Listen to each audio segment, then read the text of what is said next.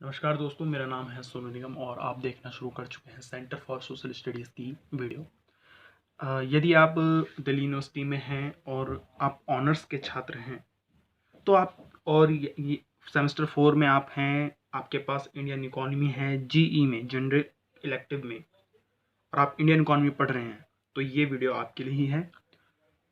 Question आप देख सकते हैं। क्वेश्चन पूछ रहा है कि भारतीय विनिर्माण क्षेत्र में, इंडिया के मैन्युफैक्चरिंग सेक्टर में एक ड्यूलिज्म की स्थिति है, द्वैतवाद की स्थिति। ड्यूलिज्म क्या होता है? जब दो भाग में चीजें बटी होती हैं, जैसे छोटा बड़ा, है ना, ये द्वैतवाद। तो हमारी मैन्युफैक्चरिंग सेक्टर में क्या है कि या तो छोटी मैन्युफैक्चरिंग फैक्ट्रियां हैं या फिर बहुत लार्ज स्केल की मैन्युफैक्चरिंग प्लांट्स लगे हुए हैं। यानी कि जो मिडिल में होता है ना, एक जैसे आप कह सकते हैं कि एक मध्यम स्तर का एक प्लांट हो या फैक्ट्री हो या इंडस्ट्री हो, वो नहीं है। या तो एमएसएमई है जो बहुत छोटी होती हैं, या फिर बहुत बड़ी बड़ी जो है कंपनीज हैं मैन्युफैक्चरिंग सेक्टर में। बीच का जो स्थिति है वो गायब है। तो बताना यह है कि आखिर इसके क्या कारण है कि भारत के मैन्युफैक्चरिंग सेक्टर में ड्यूलिज्म की स्थिति है। ड्यूलिज्म के लिए यहाँ पर मैंने द्वैतवाद शब्द का इस्तेमाल किया है। तो चलिए शुरू करते हैं इसे। और मैंने कोशिश की है कि आपके लिए आसान भाषा में इसे समझाने की। देखिए, जाहिर सी बात है कि मैं आपको समझा तो नहीं पाऊंगा, लेकिन जो मैंने इंग्लिश से इसे ट्रांसलेट करके हिंदी में बनाया है तो आपके कहीं ना कहीं कुछ ना कुछ काम आ ही जाएगी। ड्यूलिज्म का अर्थ है द्वैतवाद। द्वैतवाद का अर्थ होता है किसी भी विषय या वस्तु का दो भागों में बट जाना या दो ध्रुवों पे बट जाना। जैसा मैंने कहा, एक छोटा और एक हो जाएगा बड़ा, बीच का कुछ नहीं। पहला देखिए, क्या पहली बात क्या मैं यहाँ पे कहना चाहता हूँ कि भारतीय विनिर्माण क्षेत्र में द्वैतवाद से ग्रस्त है। भारतीय विनिर्माण क्षेत्र भी द्वैतवाद से ग्रस्त है, जहां एक तरफ लघु व सूक्ष्म पैमाने के उद्योग हैं, वहीं दूसरी तरफ बड़े पैमाने के उद्योग हैं। यह विश्लेषण रोजगार के आधार पर है, जो आपको मैं आगे देने वाला हूँ। इसका अर्थ है कि भारतीय औद्योगिक क्षेत्र में लापता मध्य, मिसिंग मिडल, जैसा मैंने आपसे कहा कि जो बीच के प्लान्स हैं, जो जो आपको मध्यम स्तर के नजर आने चाहिए, वो नहीं है। मिसिंग मिडल की स्थिति पैदा हुई है। दूसरा पहलू यहाँ पर यह है कि लघु व बड़े पैमाने के उद्योगों के उत्पादकता में भी बड़ा अंतर है। जाहिर सी बात है, क्योंकि उनका स्केल, एक का स्केल बहुत छोटा है, एक का स्केल बहुत बड़ा है, तो उनके उत्पादकता में भी बहुत अंतर आएगा। दूसरा पहलू यह है कि लघु व बड़े पैमाने के उद्योग के उत्पादकता में भी बड़ा अंतर है।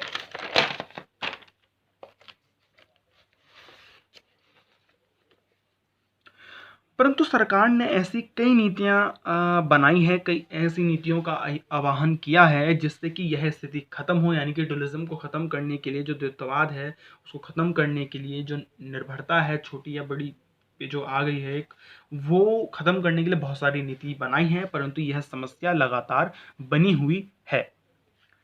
अब आप ये देखिए कि आखिर में वो कौन से कारण हैं जिसने द्वैतवाद के उदय और उसके चलन को बनाए रखने में मदद की है, या जो उसके द्वैतवाद को बनाए रखने में हमारे यहाँ पे जो कारक उभर कर सामने आते हैं वो कौन कौन से हैं।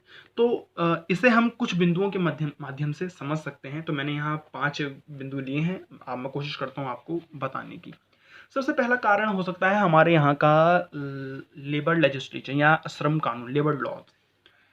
है क्या क्या प्रॉब्लम या क्या स्थिति बनी हुई है कि श्रम कानून जो है वो परंपरागत रूप से इन कारणों में सबसे ऊपर है। जो कारण जो हम आपको बताने वाले हैं ड्यूलिज्म के, द फैक्ट्री एक्ट जो है हमारा, जो पंजीकृत क्षेत्र के ऊपर लागू होता है, जो कहता है कि 10 या उससे अधिक श्रमिकों को रोजगार देने वाले जो पंजीकृत क्षेत्र है उनको ये अपनाना पड़ेगा, उनको ये लागू करना पड़ेगा।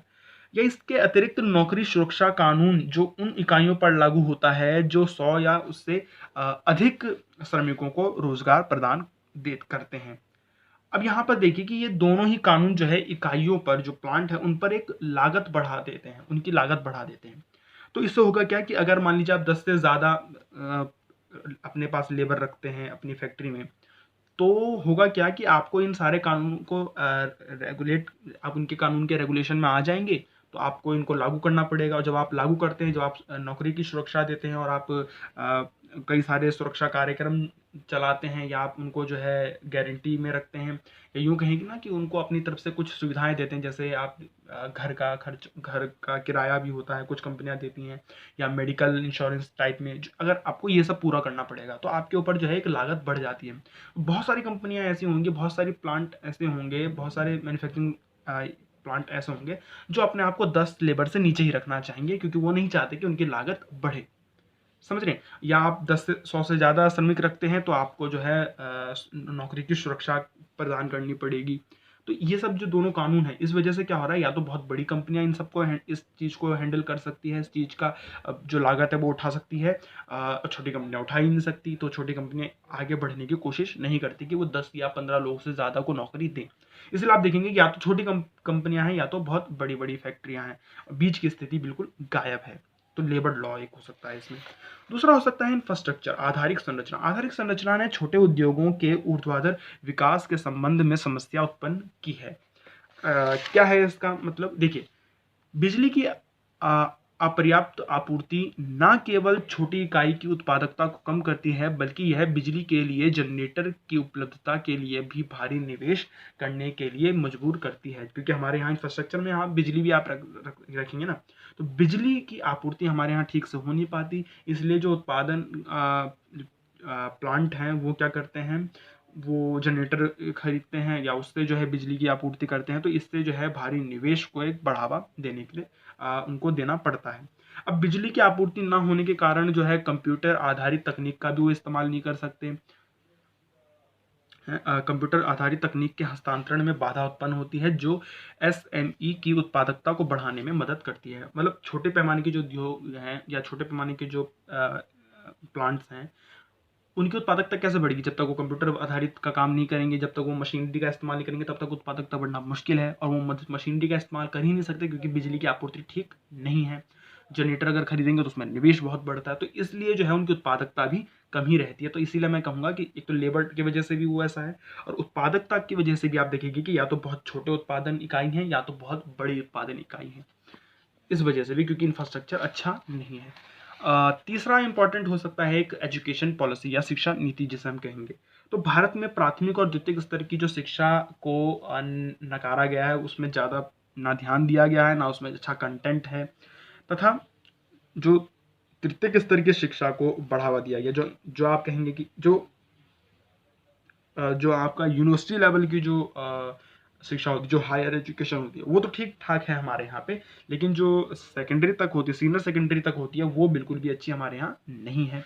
ऐसा माना गया है कि आधुनिक उद्योग में कम से कम मौलिक शिक्षा का होना आवश्यक है। छोटे पैमाने के उद्योग जो श्रम गहन होते हैं, जहाँ लेबर का ज़्यादा इस्तेमाल होता है, तथा प्राथमिक स्तर व अशिक्षित और अकुशल श्रमिकों का प्रयोग करते हैं, जबकि शिक्षित और उच्च शिक्षित श्रम बड़े पैमाने के उद्योग में जो है काम करते हैं, जो कि कम श्रम गहन होते हैं। तो हमारे यहाँ देखिए क्या है कि प्राथमिक और शिक्षक स्तर में ज़्यादा ध्यान दिया नहीं गया है। यहाँ तक जो लोग पढ़ते हैं, मान लीजिए जो जिसने 10वीं तक पढ़ाई की है, वो बड़ी मल्टीनेशनल कंपनी में तो काम कर नहीं पाते, उनको तो ऐसी छोटी मोटी किसी कंपनी में जाना पड़ता है, छोटे पैमाने के उद्योग में काम करते हैं। जो तृतीयक स्तर तक का पढ़ाई करते हैं, या यूँ कहें कि जो हायर एजुकेशन जिनको प्राप्त हो जाता है, वो बड़े पैमाने के उद्योगों में काम करते हैं। तो इसलिए आप और वहाँ कम लोग हैं, इसलिए बेरोजगारी जैसी स्थिति भी उत्पन्न हो रही है। तो एजुकेशन पॉलिसी भी इसका एक कारण है।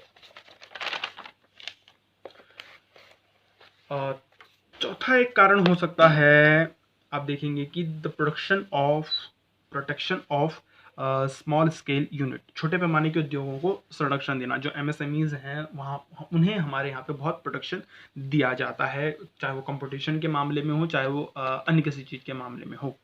देखिए, आज़ादी के बाद से ही भारतीय औद्योगिक नीति की विशेषता रही है कि इसमें छोटे पैमाने के उद्योगों को संरक्षण दिया गया है। इसमें कुछ वस्तुओं के उत्पादन के लिए छोटे पैमाने को आरक्षण कर दिया गया है। कुछ वस्तु ऐसी ही हैं जो छोटे पैमाने के उद्योग ही बनाएंगे, बड़े पैमाने के उद्योगों को इसमें एंट्री नहीं दी जाती।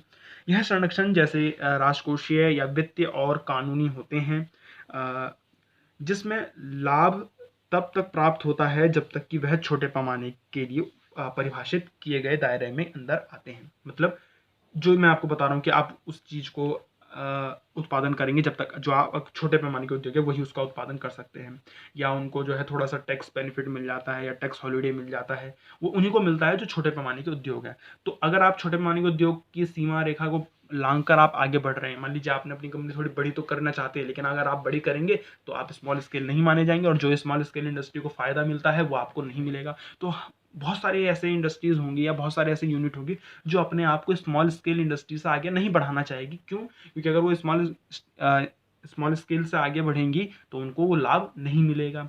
तो इसका अगर दायरा बढ़ा दिया जाए तो शायद कुछ बात बन सकती है। खैर, जो पहले 5 श्रमिकों से कम था, जिसके बाद में पूंजी का निवेश जो है 5 करोड़ तक कर दिया गया।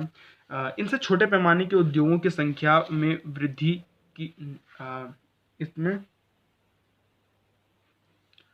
तो ठीक है, तो निवेश में जो है 100 करोड़ की छूट दी गई। आप जब तक आप 10 करोड़ माफ करिए 10 करोड़ तक अगर आप निवेश कर रहे हैं तो आप छोटे पैमाने में माने जाएंगे।